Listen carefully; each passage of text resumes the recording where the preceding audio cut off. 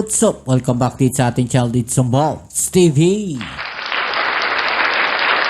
Alright, so tayo nagbabalik ulit mga kababayan at ito po ang inyong Kuya Mobs mga kababayan at gagawa na naman tayo ng isang reaction video, no? At ito na nga mga tol, mga kababayan, hindi ko maintindihan dito kay Attorney Harry Roque kung anong klaseng tao to mga kababayan, no? At talaga namang nagalit no ang sambayan ng Pilipino sa kanyang ginawa mga kababayan. No, ano nga ba itong ginawa na to ni Attorney Harry Roque na kung saan talaga namang sagad na sagad ang galit no ng mga Pilipino sa kanya.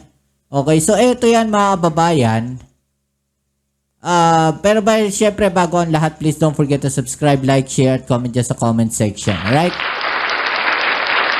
So ito yan mga kababayan, no?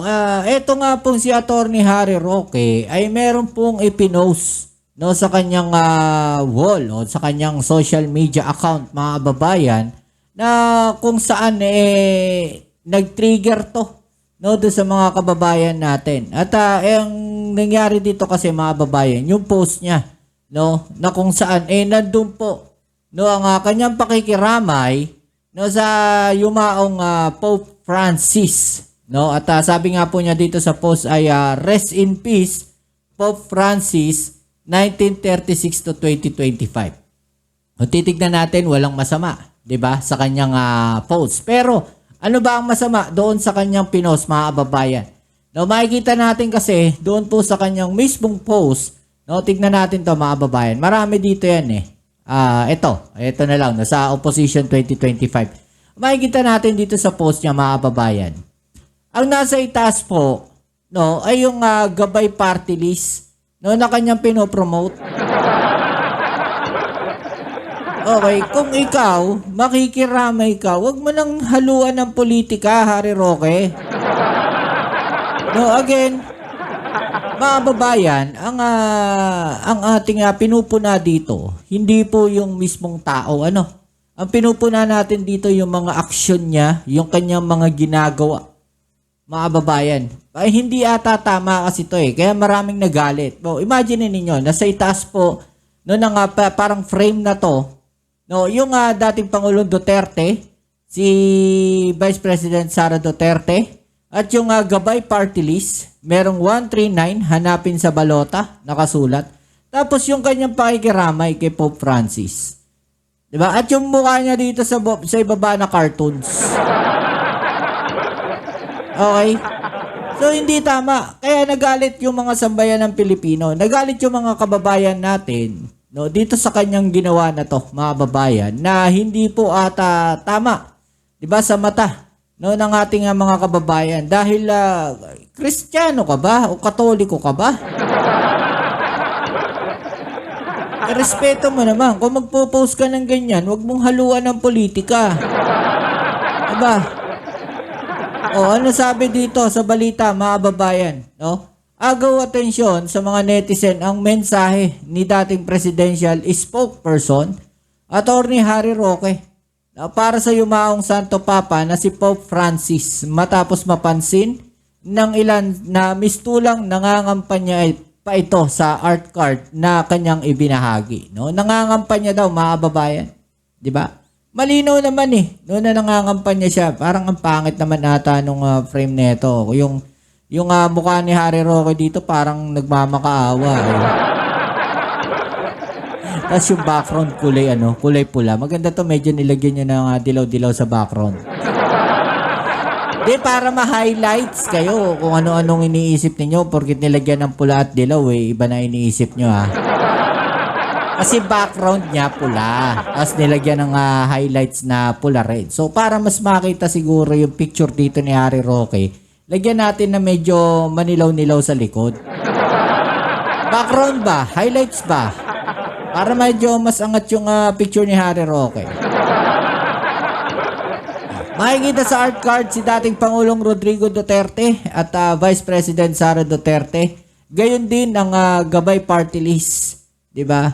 Sana naman, sabi ng netizen mga kababayan, no? Sana naman nakiramay ka na lang nang walang halong pangangampanya. Very, stupid love daw to si Harry Roque. Ano yan? Nakikiramay na may pangangampanya. O, komento pa ng isang netizen, mga kababayan. Diba? Wala sa hulog to si Atty. Harry Roque. Wala na. Wala na, parang hindi na nag-iisip na maayos, no? Na kung gusto mong makiramay, sana hindi mo nilagyan ng ganitong ng ganitong frame. No, kung nakikiramay ka, wag mong haluan ng politika. O, ano sabi dito sa comment section, mga kababayan? No, ng ating mga kababayan. Magaling sana ng abogado. Ito kaya lang naging kupalin ng masama sa mga Duterte. Grabe naman. O, i-click natin most relevant. All comments, mga kababayan, sabi pa dito, gunggong pa yan, nahawa sa pagdanako kay Inday Sarat. Grabe. Oo nga, isinama pa si Digong sa postcard niya. Yung tatay Digong niya, minumura nga pati Diyos at Santo Papa. Oo nga naman, no? Mga video na ganun, no? Walang makapal ang mukha, wala kang karapatan gamitin ng Santo Papa, si Pope Francis para sa kampanya, lalo ngayon na namatay siya. Alam nyo ang kulang dito, no? Ito nga sabi, very wrong and insensitive move. Gising na sa totoo, wala na. No, insensitive move talaga yan. No, ang problema dito, Atty. Harry Roque, hindi ka nag-isip. No, sa totoo lang, hindi ka nag-isip. Kasi kung makikirami ka, wag mong haluan ng politika. Kitang-kita, maraming salamat, mahal na Santo Papa, rest in peace. Tapos meron kang frame na gabay party list, no, doon sa pakikirami mo, di ba? Isipin talaga ng tao na ginagamit mo sa politika o hinahaluan mo ng politika itong ginagawa mo. Sabi dito ni Irish Biado, ano ba naman yan, Harry Roque? Pati ba naman pagpano ni Pope Francis lalagyan mo pa ng ganyan kalokohan o katarantaduhan? Ano ba naman yan, no? Grabe, galit na galit yung mga tao sa kanya. Bakit may tatlong grabe, demonyo daw. Demonyo ba? Sa paligid ni Pope Francis. No, ano sabi sa comment? Ito pa. Brigada News FM. FB post ni Harry Roque nga pakiugay. Nako, hindi ko maintindihan to, mga babae. Hanap tayo ng iba. No, Atty. Harry Roque, nahiya ka pang lakihan yung party list mo kesa sa litrato ng Santo Papa. Huwag mong gamitin ang Santo Papa para sa pangkampanya mo. Wala ka bang respeto? Well, sa nakikita ko, walang respeto yan, no? Yung mga ganyang klaseng aksyon o yung mga ganyang klaseng ginagawa. Don't politicking the Pope. No, because hindi political si Pope Francis. Respect our late Pope Francis. Hindi ka na talaga nahiya sa ginagawa mo. Baka makapal ang balat kaya hindi na nahihiya, 'di ba? Pagka mga ganyang klaseng tao, hindi mo naasahan na mahiya pa yung mga 'yan. No? Hindi mo naasahan mahiya pa yung mga 'yan. Kasi imagine niyo, ang laking pambabalahura na itong kanyang ginawa na 'to, mga kababayan, no? Kaya yung mga kababayan natin, galit na galit, no, doon sa kanyang ginawa. No, galit na galit ang mga kababayan natin at gustong-gusto na nga siyang pabalikin dito sa Pilipinas Diba? Alam mo, ang dami niyang sinasabi, no? Ito isa sa mga mali na ginawa ni Atty. Harry Roque, no, na talagang magpapasiklab ng galit, no, ng mga kababayan natin sa kanyang mga pinaggagawa. Diba? Mabuti pa bumalik ka na lang dito, Atty. Harry Roque, at harapin mo yung mga reklamo sa'yo. Yung mga kaso mo, diba? Harry Roque, pinulitika ang pakikiramay kay Pope Francis. Inulan ng samot-saring batikos ang Facebook post ni former President Harry Roque. Sa kanyang graphics kasi makikita ang ini-endorse nitong party list sa itaas na bahagi, habang ang kanyang social media accounts at cartoonized photo naman ang sa ibaba. Diba? Ayan, kitang-kita yan. Diyan yung pagmumukha ni Harry Roque. Nandiyan si dating Presidente Duterte. Nandiyan si VP Sara Duterte. Yung pangalan ng party list niya. Diba? Tapos kung ano yung number ng party list niya at yung mga social media accounts niya, hindi natin alam, no? Paano na nagawa ni Harry Roque? Hindi ba nag-iisip tong tao na to? No, hindi pa nag-iisip to. Meron naman dito, amen, amen pa, oh. Well, nako, ang hirap na magkomento sa mga ginagawa na to, no, ni Harry Roque, mga kababayan. Yung iba nag-post ng remembrance posting kay Pope Francis. Di naman ganito politicize. Malala pa, nirelate pa into someone na binastos ang simbahan at Santo Papa. Oo, mga babae, makikita natin. No? Hindi naman na siguro sa atin, no, lingid sa atin na minura, no, ng dating Pangulong Duterte.